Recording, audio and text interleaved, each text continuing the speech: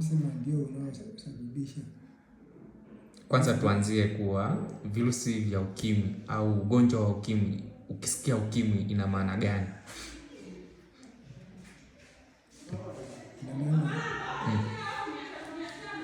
Ni kweli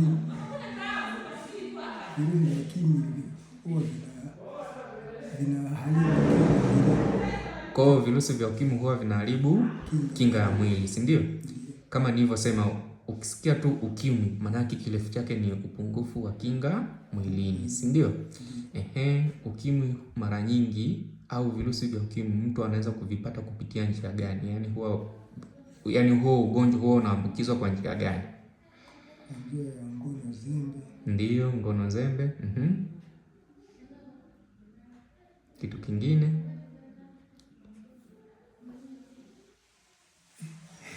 Umesahau tena? Kuchoma sindani mara moja kwa mara nyingi, yaani kuchangia vifaa vyenye ncha kali, si ndio?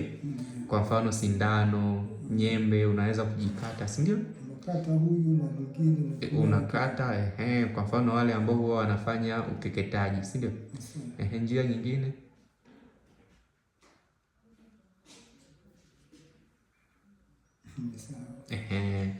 Kwa mfano nimesema, kwa mfano kuna mtoto unakuta labda mama mjamzito au mama yake ana virusi vya ukimwi lakini hajasema.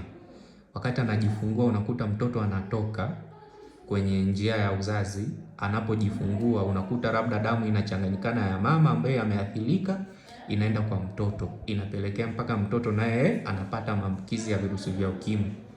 Lakini akiwahi kusema kuwa labda mama mjamzito kuwa ana virusi vya ukimwi, kuna dawa ambazo huwa tunawapa ili asimwambukize mtoto wake, na pia kuna dawa ambazo huwa tunampa mtoto ili asipate virusi vya ukimwi. Lakini wengine huwa wanaficha, wanaona sijui ni aibu, wanaficha wahudumu wa afya ili wasionekane kuwa wana virusi vya ukimwi, ndio inasababisha hadi wanasababisha ni mtoto anaambukizwa naye, ambao unamletea hatia mtu ambaye asiyehusika, si ndio? Kama nilivyosema kuwa yani virusi vya ukimwi vikiingia ndani ya mwili, huo ugonjwa manake huwa utibiki. Kuna dawa ambazo huwa tunazitumia za kufubaza huo ugonjwa au virusi vya ukimwi, si ndio? Pia kuna njia ambayo tuseme, kwa mfano unaweza, kwa mfano mume ameambukizwa lakini mke hajaambukizwa, kuna dawa ambazo huwa tunampa mume anazitumia, pia tunampa mke anazitumia ili asije akaambukizwa, si ndio? Kwa mfano kabla hajaambukizwa mke wake huwa tunampa zile dawa tunaita ni Truvada, ni PrEP, manake pre-exposure prophylaxis.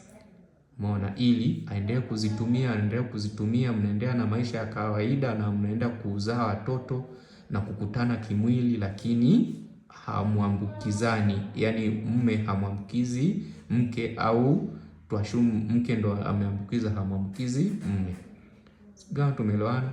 Pia kunatokeaga bahati mbaya unakuta umejikata au umepata shida, kuna dawa ambazo huwa tunawapa. Kwa mfano unakuta wengine wamefanyiwa ukatili wa kijinsia, si ndio?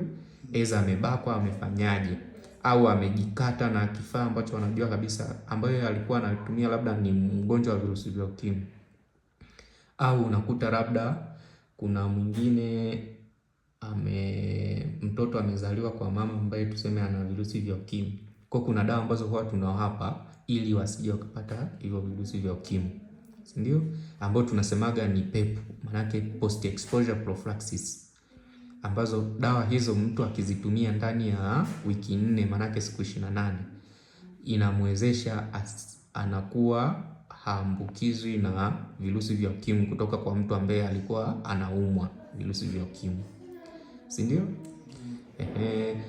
Ngojea nikupe elimu zaidi, lakini nahisi hapo tumeelewana kwa ufupi. Kwa inabidi, ili kuepuka usije ukapata virusi vya ukimwi au usije ukapata huu ugonjwa wa ukimwi, inabidi uwe mwaminifu kwa mwenza wako, si ndio? Mara nyingi angalau uwe na mwenza wako mmoja. Kitu kingine, unatumia kinga za mwili wakati wa tendo ili kuepusha usije ukapata, si ndio? Pia usichangie vifaa vyenye ncha kali, yani kwa mfano nyembe, sindano na vifaa vingine, si ndio?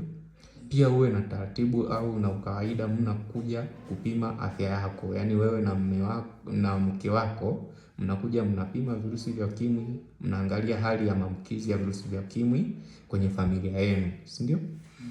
Asante.